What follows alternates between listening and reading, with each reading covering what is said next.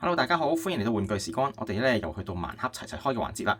今日咧我喺樓下嘅便利店買嘢飲嘅時候咧，就見到呢一隻盲盒小新亂成蒙面超人卡名奶達。咁咧我就覺得好搞笑，所以我就決定買翻嚟同大家一齊開啦。咁佢呢一隻咧，佢就話有全8種啦。咁啊有影月版同埋一個隱藏版啦，都係影月嘅應該。咁啊有 Black 同埋 Black 嘅隱藏版啦。好。另外一邊有2隻 V3 啦，同埋2隻1號啦。好，唔知大家有冇睇開蒙面超人呢？其實我一開始係睇第2期先嘅嚇，之後我追翻上去嘅。咁啊，我發覺哇，越睇就越中意睇。不過都事不宜遲啦，我哋不如快啲開盒先啦。好緊張啊！唔知可唔可以中到隱藏版呢？好，即刻開咗先。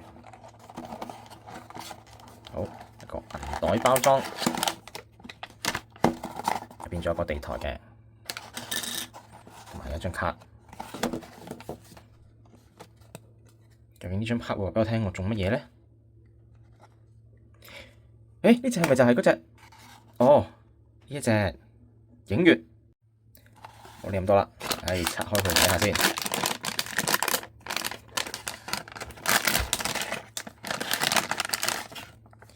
喲！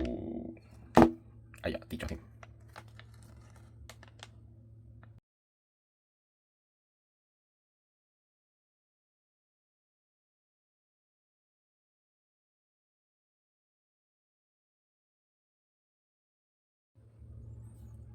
估唔到我會中到呢一隻影月版嘅小新啦，咁都好搞笑嘅。其實我真係行過見到，我覺得佢好搞笑，所以先買嘅啫。咁啊又唔係話特別中意小新，不過蒙面超人咧我真係中意嘅。咁啊不過講開中意，我發覺真係好少會同大家分享一啲蒙面超人嘅影片。不如下次我試下拍蒙面超人啦。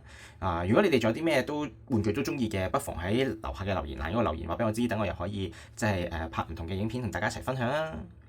好啦，今日嘅時間又差唔多啦，咁大家記得CLS 啊，好，下次見，拜拜。